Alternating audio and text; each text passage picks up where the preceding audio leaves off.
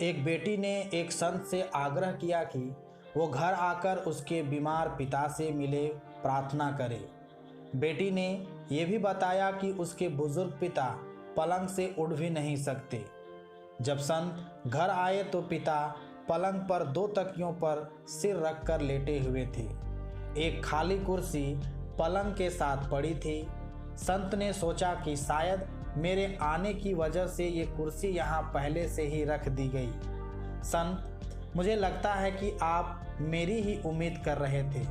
पिता, नहीं, आप कौन हैं? संत ने अपना परिचय दिया और फिर कहा, मुझे ये खाली कुर्सी देखकर लगा कि आपको मेरे आने का आभास था। पिता, ओ ये बात, खाली कुर्सी। आपको अगर बुरा ना लगे तो कृपया कमरे का दरवाज़ा बंद करेंगे। संत को ये सुनकर थोड़ी हैरत हुई, फिर भी दरवाज़ा बंद कर दिया। पिता, दरअसल इस खाली कुर्सी का राज मैंने किसी को नहीं बताया, अपनी बेटी को भी नहीं।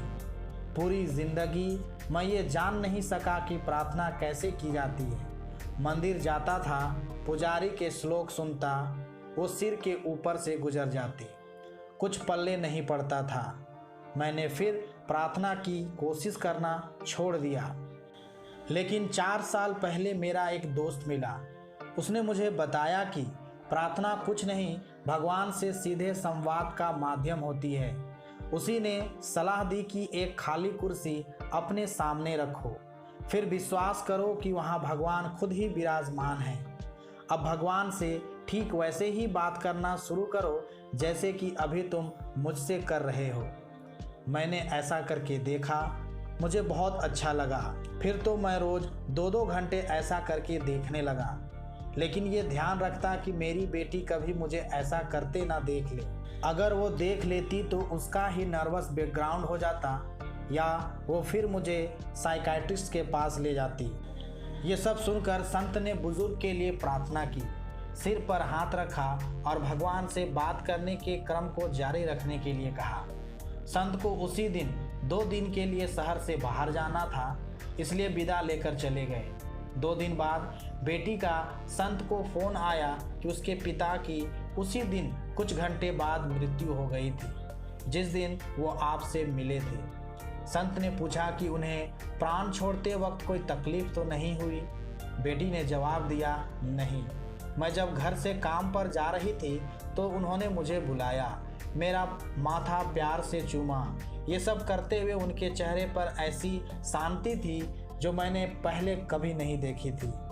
जब मैं वापस आई तो वो हमेशा के लिए आंखें मूंद चुके थे। लेकिन मैंने एक अजीब सी चीज़ भी देखी। वो ऐसी मुद्रा में थे जैसे कि खाली कुर्सी पर किसी की गोद में अपना सिर झुकाया हो। संत जी, वो क्या था? ये सुनकर संत की आंखों से आंसू बह निकले। बड़ी मुश्किल से बोल पाए, काश मैं भी जब दुनिया से जाऊं तो ऐसे ही जाऊं। किन सांसों का मैं एतबार करूं जो अंत में मेरा साथ छोड़ जाएंगी? किस धन का मैं अहंकार करूं जो अंत में मेरे प्राणों को बचा ही नहीं पाएगा? किस तन पे मैं अहंकार करूं जो अंत में मेरी आत्मा का बोझ भी नहीं उठा पाएगा? भगवान की अदालत में वकालत नहीं होती और यदि सजा हो जाए तो जमानत नहीं होती। धन्यवाद।